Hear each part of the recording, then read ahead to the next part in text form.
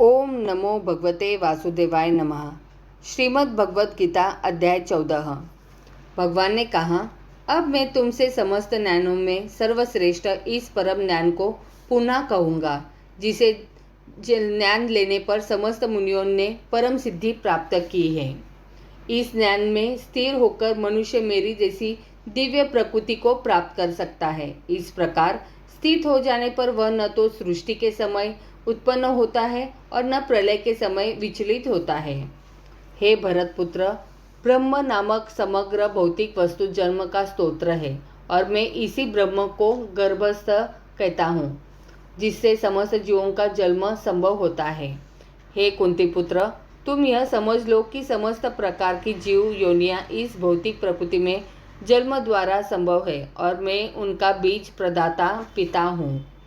भौतिक प्रकृति 3 गुणों से युक्त है। ये है सतो, रजो तथा तमोगुण। हे महाबाहु अर्जुन, जब शाश्वत जीव प्रकृति के संसर्ग में आता है तो वह इन गुणों से बन जाता है।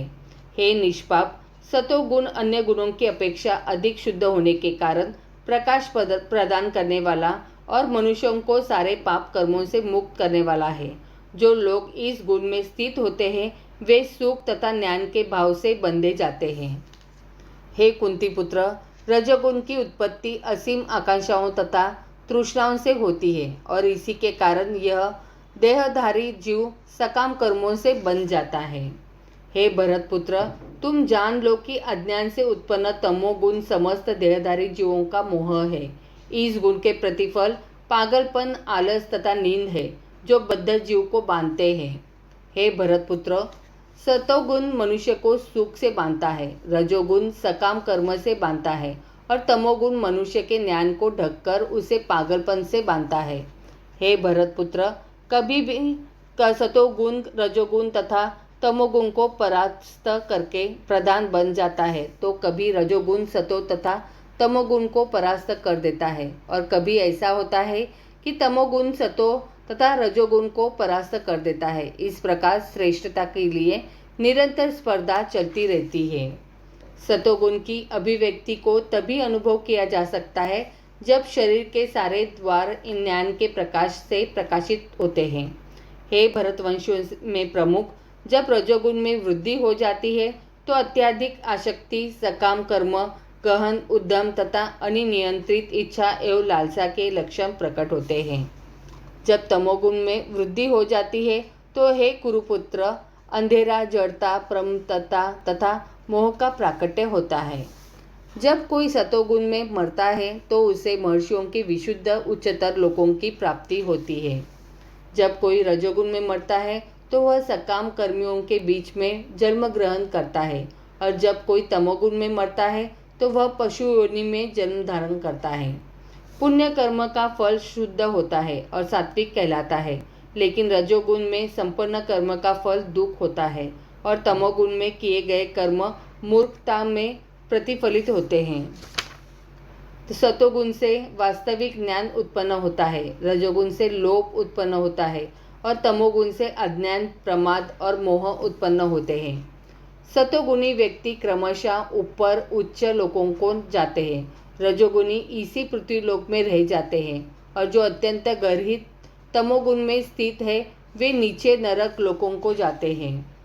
जब कोई यह अच्छी तरह जान लेता है कि समस्त कार्यों में प्रकृति के तीनों गुणों के अतिरिक्त अन्य कोई कर्ता नहीं है और जब वह परमेश्वर को जान लेता है जो इन 3 गुणों से परे है तो वह मेरे दिव्य स्वभाव को प्राप्त होता है। जब देहधारी जीव भौतिक शरीर से संबंध इन तीनों गुणों को लांघने में समर्थ होता है तो वह जन्म, मृत्यु, बुढ़ापा तथा उनके कष्टों से मुक्त हो सकता है और इसी जीवन में अमृत का भोग कर सकता है। अर्जुन ने पूछा, हे भगवान, जो इन तीनों गुणों से परे है वह किन लक्षणों के द्वारा जान जाता है? उसका आचरण कैसा होता है और वह प्रकृति के गुणों को किस प्रकार लांघता है?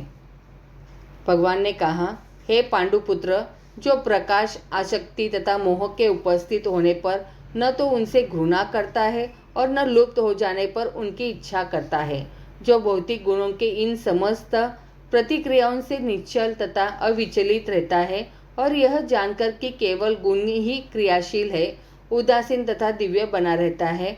जो अपने आप में स्थित है और सुख तथा दुख को एक समान मानता है, जो मिट्टी के ढेले, पत्थर एवं स्वर्ण के टुकड़े को समान दृष्टि से देखता है, जो अनुकूल तथा प्रतिकूल के प्रति समान बना रहता है, जो धीर है और प्रशंसा तथा बुराई, मान तथा अपमान में समान भाव से रहता है, जो शत्रु तथा मित्र के साथ समान व्यवहार करता है और जिसने सारे भौतिक कार्यों का परित्याग कर दिया है, ऐसे व्यक्ति को प्रकृति के गुणों से अतीत कहते हैं।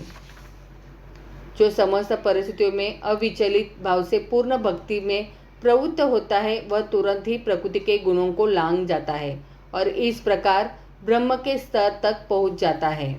और मैं ही उस निराकार ब्रह्म का आश्रय हूँ, जो अमर्त्य, अविनाशी तथा शाश्वत है और चरम सुख का स्वाभाविक पद है। जीव यद्यपि स्वभाव में ब्रह्म होता है, लेकिन उसमें भौतिक जगत पर प्रभुत्व जताने की इच्छा रहती है, जिसके कारण वह नीचे गिरता है। अपनी स्वाभाविक स्थिति में जीव तीनों गुणों में से परे होता है, लेकिन प्रकृति के संसर्ग से वह अपने को तीनों गुणों सतो, रजो तथा तमो गुण में बांध लेता है। इन्हीं तीनों गुणों के संसर्ग के कारण उसमें भौतिक जगत पर प्रभुत्व जताने की इच्छा होती है। पूर्ण कृष्णा भावनामृत में भक्ति में प्रवृत्त होने पर वह तुरंत दिव्य पद को प्राप्त होता है और उसमें प्रकृति को वश में करने की जो अवैध इच्छा है वह दूर हो जाती है। अतएव भक्तों को संगति करके भक्ति की 9 विधियों श्रवण, कीर्तन, स्मरण आदि का अभ्यास करना चाहिए।